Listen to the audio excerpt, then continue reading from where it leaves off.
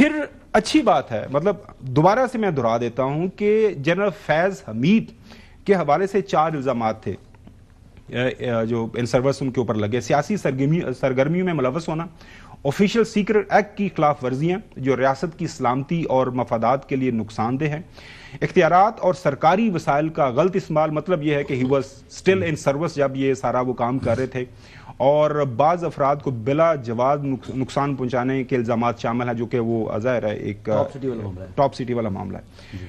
افواج پاکستان نے اس سے بڑی مثال میرے خیال میں وہ سیٹ نہیں کر سکتے کہ ایک former D G I S I, 3 star general, 2 time corps commander, 1 time adjutant general Pakistan, جب پتہ چلا شواہد آئے انہوں نے ان کو سزا دے دی۔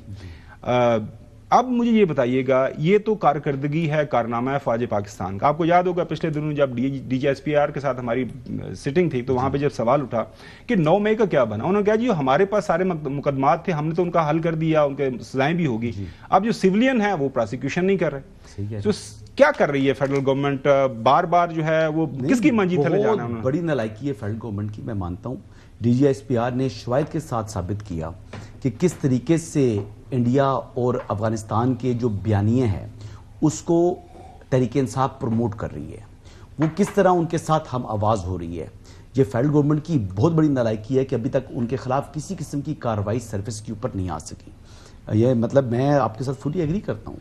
اور اکانومی کے حوالے سے اگر آپ بات کرنا چاہ رہے ہیں یا فورن ڈائریکٹ انویسٹمنٹ کیوں نہیں آ رہی، تو ہر دوسرے دن بیٹھے ہوتے ہیں ایئر وائی کے پروگرام میں ہی بلال اظہر کیانی صاحب، ہم نے کبھی ان کو دعوت دینا پسند نہیں کی۔ بیسیکلی وزیر مملکت برائے خزانہ امور ہیں، انہی کے ضلع سے تعلق ہے ان کا۔ اس کا جواب بلال اظہر کیانی صاحب کو آپ کے ساتھ بٹھا کر ہمیں لینا چاہیے۔ مجھے بات مکمل جواب ان کا رکھا ہوا ہے نا، دیکھیں آپ کی خواہش ہم پوری کر رہے ہیں۔ آپ کا اسپیسیفک کوسچن آپ یہ جو شارٹ چلائیں گے وہ ایک الگ چیز ہے۔ اچھا میں کوئی بات کروں، جو آپ بات میں کر رہا ہوں بات سن لیں، تھوڑی سی پیشنس رکھ لیا کریں، آپ بیچ میں انٹرپٹ کرتے ہیں۔ اچھا اب بات یہ ہے کہ جو باتیں کر رہے ہیں کہ اوور دا ویکینڈ وہ ایک بڑی خوبصورت فرمودات بیان ہوئے ایک جلسے کے اندر، کوہاٹ کے اندر۔ اچھا یہ ہم نے اسپیشل سیگمنٹ رکھا ہوا ہے، میری بات میں کر لوں یار، اس پہ علیحدہ سے آپ کو ٹائم دیں گے۔ فرمودات ان کے جو ہیں وہ سنہری حروف میں جو ہے پرونے کے مترادف ہیں۔ وہ میرے خیال کے مطابق پرائرٹی ہونی چاہیے ہماری کہ ایک شخص کس طریقے سے آج کے لیے اسپیشل یقین کریں کہ سیگمنٹ رکھا گیا تھا کہ ان کے لیے، لیکن ابھی جو ہے ہم جو شہباز شریف صاحب نے بتایا رن آن میں لکھا ہوا ہے، یہ کس کی منجی تھلے ڈانگ پھیرنی ہے؟ ابھی جو ان کی منجی تھلے ڈانگ پھیریں کہ جنہوں نے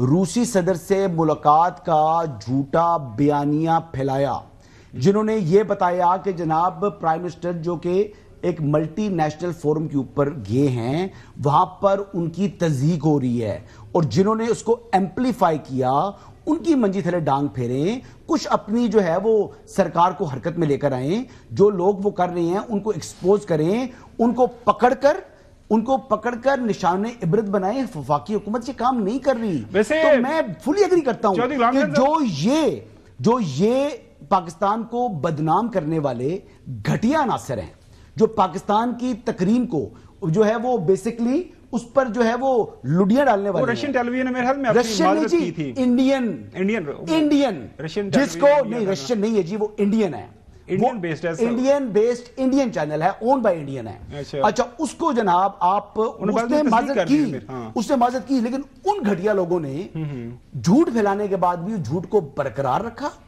اور اپنی ہزیمت نہیں چھپائی، بلکہ دندنائے اس جھوٹے پروپیگنڈے کے اوپر جس کو انہوں نے ایمپلیفائی کیا۔ صاحب اسی منجی تھلے ڈانگ پھیرنی سی، آج پھیرنی نہیں سی نا، میں سیدھے رستے تیار ہے، جو کل کی بات ہے۔ حسن ایوب صاحب نے کچھ 6-8 کروڑ روپیہ مانگا تھا، انہوں نے کہا جی 6-8 کروڑ روپیہ مجھے دے دیں، میں آپ کو بیانیہ سیدھا کر دیتا ہوں، اس سے زیادہ پیسوں کی ضرورت نہیں ہے۔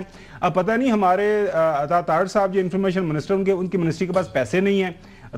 ظاہر ہے ہمارے صاحب یہاں پہ بیٹھے ان سے بات تو کریں نا، کس طرح بیانیوں کو آگے بڑھانا ہے۔ اور آج کل تو ویسے بھی آپ کو پتا چاہیے صاحب، وہ کہہ رہے ہیں کہ جی آئی ٹیررائز پیپل، میں تو ڈرونا خواب ان کے لیے، پی ٹی آئی والوں کے لیے ہوں، پی ٹی آئی کے سوشل میڈیا ٹرولز کے لیے ہوں، آپ کی وہ تو نہیں ہے پی ٹی آئی کے سوشل میڈیا ٹرول۔ اب مسئلہ یہ ہے کہ حسن ایوب صاحب प्रॉब्लम यह है कि अब वो चौधरी साहब से हम प्यार मोहब्बत में बात कर लेते हैं, उनका पुराना ताल्लुक पीपल्स पार्टी से है, आपने पीटीआई के साथ प्यार मोहब्बत की हो, ये क्या करें? अब ये पुरानी हकीकतें हैं, बस जिल्लत अपने मुंह पर लगाई है ना। हाँ, तो बर्दाश्त तो करना पड़ता है। अच्छा, वापस आते हैं चौधरी साहब, मंजी थले डांग फेरना और किसकी मंजी थले डांग फेरना है, दोबारा से आपको सुनवाते हैं। मोहतरम शहबाज शरीफ साहब क्या फरमाया, सुनिए। मंजी थले आप अपना झाड़ू दें, क्या कहते हैं मंजी थले की डांग, मंजी थले डांग दें, मंजी थले डांग दें, डांग फेरे, sorry Manji, I am sorry, मैं माफी, मंजी थले डांग फेरे, डांग आपको फिरनी है इंशाअल्लाह, डांग आप फिरनी है इंशाअल्लाह। चौधरी गुलाम हसन साहब, मतलब ये समझ नहीं आ रहा, पाकिस्तान जो हमारी काबीना है वफाकी हुकूमत, अब चौधरी साहब मैंने हसन अयूब साहब से बात की, ये भी मेरी मंजी थले डांग फेरना शुरू कर देते, अपनी मंजी थले डांग ये भी नहीं फेर दे। अब आपसे पूछना ये है कि पाकिस्तान के जो मौजूदा हालात हैं, सबसे बड़ा मामला मईशत का है। अब बार बार जो है एक सजा होगी जनरल फैज को, उसके ऊपर इदारे ने पहले भी बताया था कि जब कार्रवाई कंप्लीट होगी हम मीडिया को बता देंगे। यार लोगों ने बड़ी उसके ऊपर कहानियां जो है करना शुरू कर दी, लिखना शुरू कर दी। इदारे की अपनी कारकर्दगी है, उन्होंने बता दिया कि ये हमने कहा था, कर दिया। फ्यूचर के अंदर भी जितने भी शवाहिद उनके सामने आएंगे, बिल्कुल उसके ऊपर वो कह रहे हैं हम सजा देंगे और पूरी पूरी डांग फेरेंगे। मंजी थले मुहावरा नाजरीन, इसके ऊपर इसको आपने किसी दूसरी तरफ नहीं इस्तेमाल करना। तो चौधरी साहब, अब ये प्रॉब्लम ये है कि ये माजी के अंदर आपको याद होगा कि मोहतरम शहबाज शरीफ साहब ने एक दफा फरमाया था कि अगर हमें 30% भी सपोर्ट मिल जाए इदारों की तरफ से तो हम मुल्क को रॉकेट की तरफ ऊपर ले जाएंगे। वोट इस लाडले को मिली थी, अगर हमारी किसी हुकूमत को इसका 30% भी मिला होता, पाकिस्तान इस तरह रॉकेट की तरफ ऊपर जा रहा होता। और हनीफ अब्बासी साहब, another member of the cabinet, आप वो एक्सेप्ट कर रहे हैं कि भैया हमसे कुछ नहीं हो रहा, एफडीआई नहीं आ रही हमारे मुल्क के अंदर? मैं आपके सामने एडमिट कर रहा हूं कि इस वक्त हमारे कारखाने नहीं चल रहे, ठीक है, मैं एडमिट कर रहा हूं, और हमें फॉरेन इन्वेस्टमेंट के लिए हम लोगों को कह रहे हैं लेकिन अपने कारखाने नहीं चल रहे। इस वक्त इस खित्ते के अंदर, इस रीजन के अंदर प्रोडक्शन ऑफ कास्ट जो है ये सबसे बड़ी है पाकिस्तान के अंदर।